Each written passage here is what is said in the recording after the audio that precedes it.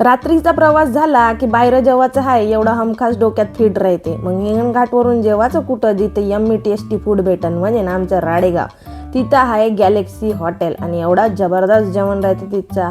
आज जबरदस्त चिकन तर एकदम लाजवाब होतं. पनीर करीचा तर विषयच नाही, जबरदस्त. पण यावेळेस आमच्यासोबत थोडासा घपला झाला. जो तिचा बॉय होता त्याला थोडंसं कन्फ्युजन झाली आमच्या जेवणाबद्दल. असू दे, चालते.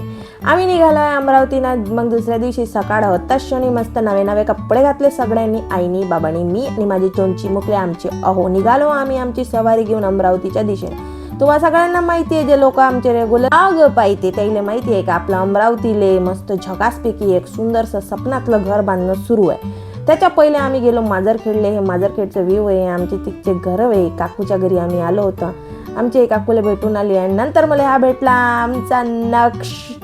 जो त्याला विचारलं तुझं नाव काय, त्यानं म्हटलं तू नसतं सांगितलं नक्ष. आता काय मी सांगू, त्याची मम्मी आणि आमची काकू अंदर काहीतरी सुंदर असं काहीतरी करत होते, जे मी कधीच जन्मात नाही केलं. पप्पांच्या घरी नाही. याला म्हणते का म्हणते कमेंट बॉक्स मध्ये सांगा. कोण तुला पाहू दे ह्या शकलच्या पोरीला पुरं चिटकवूनच टाकलं नाही. काहून एवढे शौक आहे ते पण तुम्हाला हे गोल गोल चाकूल्या आणि हे खायचं मग तळून खायचं नाही. हे नाही आणत बाई विकत.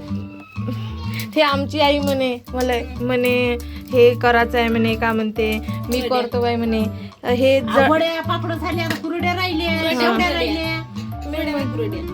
मी म्हंटल करा बा तुम्ही चिक्क्याच्या कुरड्या. काल आणलं 4-5 पहिल्या दहून गायाचं साजून शेवळीसाठी करून घ्या, मग त्याच्यावर बसा.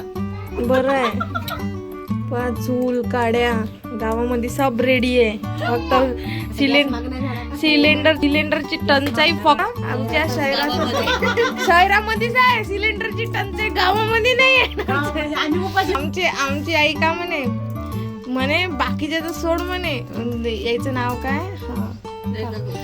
रेखांत चुलीवर सकाळ संध्याकाळचा स्वयंपाक सुरू केला असं. ज्याला माहिती आहे त्याच्यासाठी नाही, पण याले चिकाच्या कुरड्या म्हणते. आणि याले करणं जेवढं सोपं वाटत आहे ना, का असं होऊन जाईन असं नाही आहे. लय मेहनत लागते. पहिले तर ते चीक किती दिवस तरी ते करावं लागते, त्याचं फर्मेंटेशन करावं लागते. त्याच्यानंतर फर्मेंट झाल्यानंतर त्याला खूप मेहनतीने पाणी टाकून त्याला मिसळून घोळ बनवा लागते. कसा बरोबर कन्सिस्टन्सी आली पाहिजे.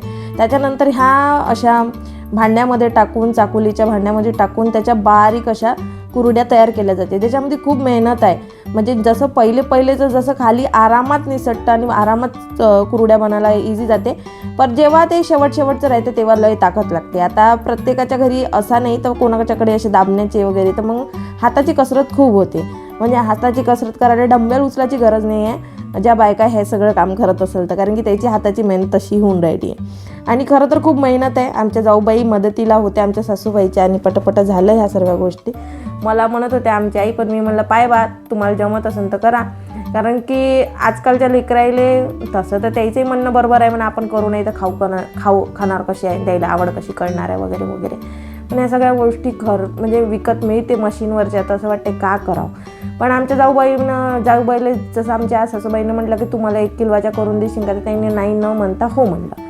म्हणजे हो म्हणलं म्हणजे ना, आता याईनं जर करून दिलं तर मग पक्क्यातच आहे, आणि नाही करून दिल्या तर आमची सासूबाई करणार आहे एवढं पक्का आहे. त्या सिरियस होते त्या दिवशी. आणि मेहनतीचं काम आहे बा, फुकट नाही होत, मेहनतीचं काम आहे. आमची आई म्हणल्या की मी जेव्हा यंग होती मी पण अशी कोणाला करून द्यायची. आणि खरं तर खूप जण म्हणतात की त्या खरंच करून द्यायच्या. आणि आता होत नाही वयमानाच्यानं बसणं कंटिन्यूस वगैरे, पण बढिया होतं. पण मी कधी केलं नाही, हे माझ्या थोबड्यावरून तुम्हाला वाटत असेलच, कारण की कधीच नाही केलं. मम्मीच्या घरी पण नाही, आणि बिलकुल नाही केलं. हे नाही केलं, मला येत नाही. हे स्पेशली मी अमरावती जिल्ह्यामध्येच पाहते. आमच्या वर्धा जिल्ह्यामध्ये हे सगळं तर असेल, पण माझ्या मम्मीच्याकडे नाही. नंतर आम्ही अमरावतीच्या निघालो. मग अमरावतीच्या दिशेने हा रस्ता जरा नवीन होता. म्हणजे नवीन काही नसतं रस्त्यामध्ये, फक्त त्याची डेस्टिनेशन बदलते. पण डेस्टिनेशन तेच होती, अमरावती. फक्त होता मार्ग दुसरा घेतलेला. त्याच्यामुळं म्हटलं चला इकडला पण व्ह्यू आपल्या कॅमेऱ्यामध्ये कॅप्चर करून घ्या. त्याच्या समोर पाहताच क्षणी थोडीशी अशी गर्दी दिसली. म्हटलं काय झालं आहे समोर. नंतर माहीत पडलं की तिथे एक शिवमंदिर आहे, तिथे आज लग्न होतं, त्याच्यामुळे लग्न समारंभ असल्यामुळे तिथे थोडीफार गर्दी होती. आणि त्यानंतर मग आम्ही अमरावतीच्या दिशेला लागलो आणि तिथे कुठे तर आम्ही वनवा लागला म्हणजे नाही का, एक तुम्हाला माहिती आहे जेव्हा आपण शाळेत शिकत होतो तेव्हा आपल्याला जॉग्रफीमध्ये ह्या सर्व गोष्टी सांगल्या जात होत्या, किंवा काहीतरी झाडांचं उन्हाळ्याच्या टायमाला म्हणजे असं घर्षण झालं तर त्याच्यामुळे वनवा लागतो आणि तिथे आग तयार होते आणि मग थोडं करता करता ते पूर्ण जे काही परिसर आहे जो खूप सुकलेला परिसर असतो तो समाप्त होतो, म्हणजे ते जळून खाक होऊन जाते तेवढी जागा. तर ह्यात जरा जास्तच वल्वा लागला होता. कोणी म्हणत होतं, मग बाबा म्हणत होते असं होऊ शकते तिकडं वन साईडला कोणाला प्लॉट पाडायचे असेल तर तिथे लावला असावा असं काहीतरी. नंतर आम्ही आमच्या डेस्टिनीपर्यंत पोहोचलो होतो, म्हणजे आमच्या स्वप्नातलं घर. आणि फर्स्ट फ्लोअर कंप्लीट झाला होता. हे फर्स्ट फ्लोअरवर आता स्लॅब पडणार होता. ग्राउंड फ्लोअरवरचा स्लॅब होऊन झाला होता आणि बघा घर असं दिसतं आहे. सुरुवातीला इथे फक्त आणि फक्त ज्यांनी माझे पहिलेपासून व्हिडिओ पाहिले ते एक रिकामा प्लॉट होता, अजून काही नव्हता. आज आपण तिथे एक सुंदर असं वास्तू निर्माण केला आहे आणि हे आपलं सगळंच काही आहे. खूप मेहनत लागते बरं, काही हे एवढं काही सोपं नाही आहे हे सगळं घडणं. याच्यासाठी हिंमत सगळंच लागते आणि ते माझ्या घरच्या माणसामध्ये भरभरून आहे.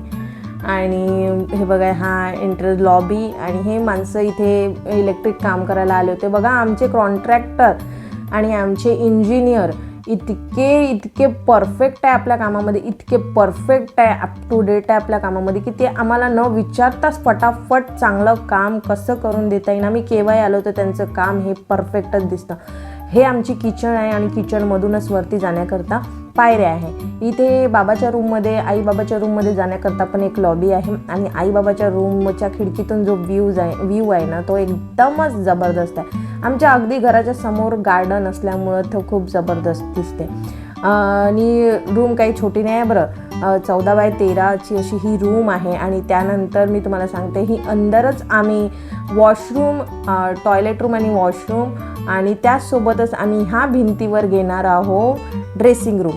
त्याच्यामुळे हा पूर्ण हॉल हे TV युनिटसाठी जागा आहे आणि हा पूर्ण हॉल एकदम बढिया आणि इतकं छान अप टू डेट केलं आहे त्यांनी. मी काय सांगू, मी भैया ठाकरे सरांना मनापासून, अद्वैक सरांना मनापासून थँक्यू म्हणते की त्यांची डिझायनिंग एवढी परफेक्ट आहे. आणि आमचे जे ठेकेदार आहे त्यांचं नाव मला माहीत नाही, पण त्यांचं पण खूप खूप धन्यवाद, ते जर मला बघतील व्हिडिओवर तर. त्यानंतर मी तुम्हाला सांगते ना, पायऱ्या पण एवढ्या छान, म्हणजे सगळं व्यवस्थित त्यांनी, म्हणजे नसं आम्हाला पटेल किंवा आम्ही एकदम त्या गोष्टीमध्ये हे होऊन जाऊ की यांनी केलेलं काम खरंच खूप छान आहे असं काम केलं आहे त्यांनी. त्यानंतर हे असे खाली उभे होते तर मी त्यांचा एक छोटी क्लिप घेतली आणि सुमेध सगळ्यांना हाय बोलतो की आम्ही प्लास्टिकचं घर बांधलं आहे. दिसते का हो, एवढं मोठं घर आहे, प्लास्टिकचं दिसते या पोराला, आता काय म्हणावं. त्यानंतर वरती जी आहे ना ही सुमेध जे गेला आहे आतमध्ये, ती आमची फर्स्ट बेडरूम आहे वरची, जी माझी आहे. त्याला पण एंट्रन्सला लॉबी आहे. लॉबी नंतर अंदर आमचं वाव बढिया असं बेडरूम आहे, जे आता बल्ल्या बांधून ठेवलं आहे कारण की उद्या याच्यावर स्लॅब पडणार आहे.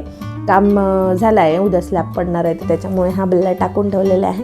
आमची जी खिडकी ही आमचं टॉयलेट आणि ड्रेसिंग रूम आहे, जसं खालचं वरती आहे.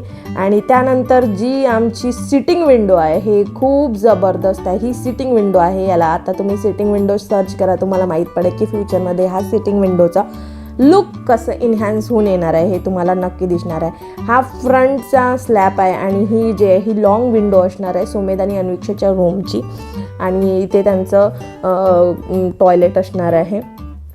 आणि सगळेच रूम हे मास्टर बेडरूम आहे. आणि असं हे 3 BHK घर आहे. तसं आपलं 4 BHK सँक्शन होऊन आहे तर आपण 4 BHK पण करू शकतो याला वाटलं तर. आणि तसंच मग आम्ही नंतर मागे आणि पुढे मी त्याला म्हटलं हे कोणाचं घर आहे, तर तो बोलला हे बिगवालं घर माझं आहे, आप्पाचं आहे, मम्मीचं आहे, पप्पाचं आहे, सगळ्यांची नावं त्यांनी घेतलं. मी त्याला म्हटलं हाय बोल, तर तो हे पाणी जे टाकलं आहे तिथे त्याच्यामध्ये व्यस्त होता.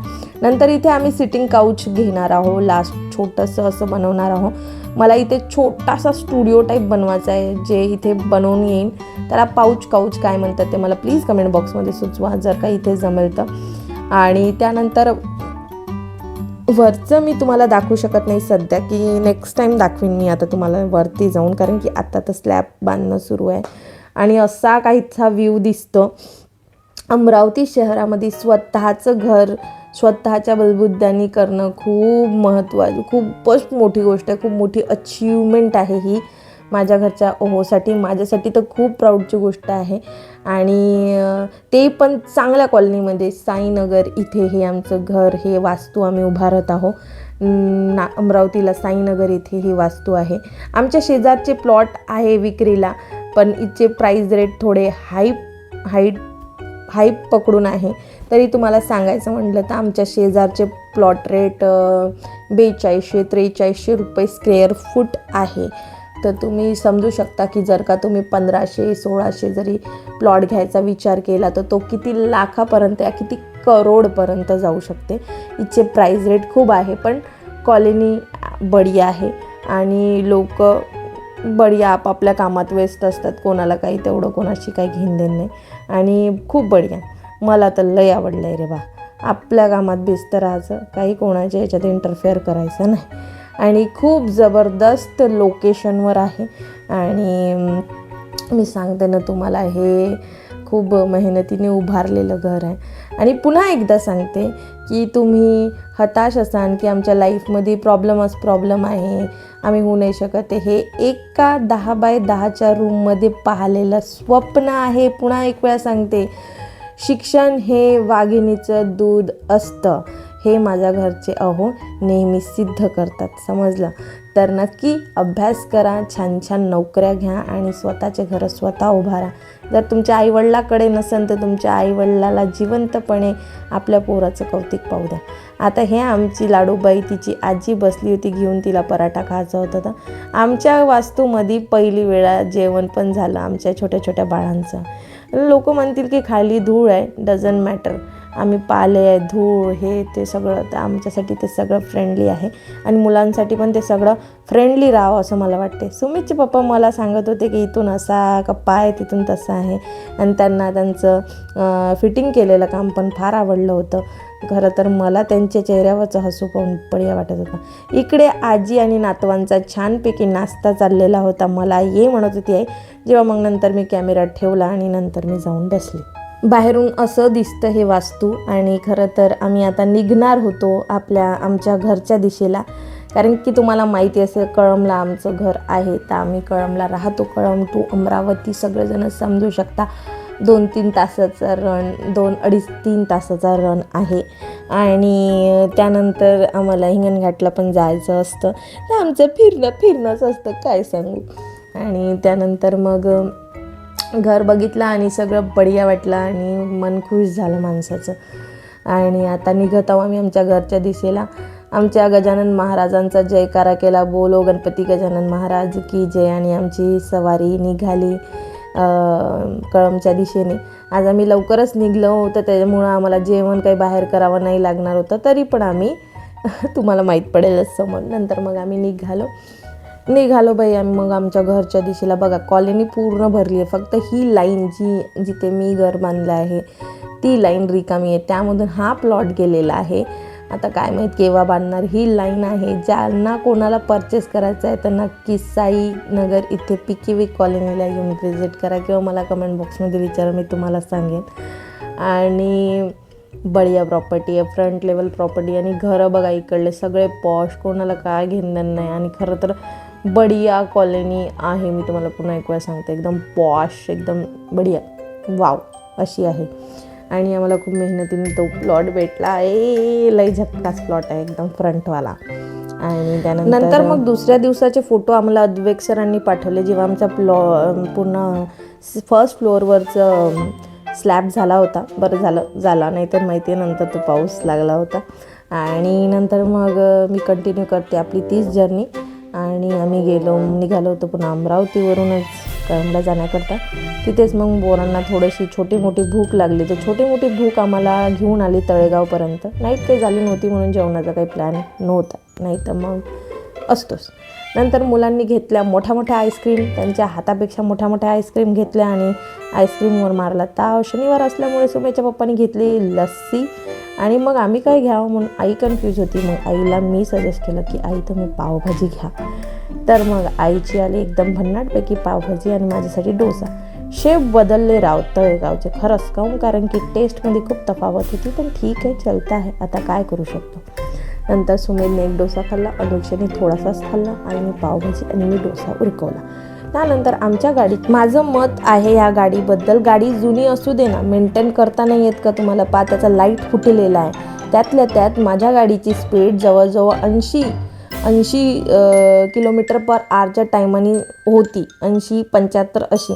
आता ही भंगार गाडी 80-75ची स्पीडनी चालून राहिली. इथं एखादी जरी पुर्जा हल्ला तर किती आफत होईल, मोठ्या गाडीला तकलीफ होईल का? त्यातल्या त्यात हा आम्हाला पुढं जाऊ द्यायला पण तयार नव्हता. आता बघा, त्यासोबतच याची एक युनिक गोष्ट आहे की ह्या भंगाराला लाईट लावायला पैसे नव्हते मिळाले, पण यांनी काय केलं ना, त्या गाडीच्या मागे जे लिहिलेलं स्लोगन आहे हे थोडंसं फनी आहे. 3 जणं बिना हेल्मेटनं आणि तो बिना फुटलेला लाईट घेऊन चालले. मला असं वाटते पोलीस प्रशासनाला अशा भंगार गाड्या नाही दिसत का? पहिले याच्या गाड्या उचला, अंदर टाका, याचा जीव धोक्यात आहे. आणि त्यासोबतच थँक्यू सो मच जर का तुम्ही माझा व्हिडिओ पूर्ण पाहिला असेल आणि याच्या गाडीच्या मागे का लिहून होतं नक्की सांगा, ते फनी आहे थोडंसं. आणि आपण असेच ब्लॉग्स आणि अशीच मजा मस्ती करणार आहोत आपल्या चॅनलसोबत. तर नक्की प्लीज सबस्क्राईब करायला विसरू नका प्लीज रे, सपोर्ट करा प्लीज. थँक्यू सो मच, खूप खूप धन्यवाद माझा पूर्ण व्हिडिओ बघितल्याबद्दल.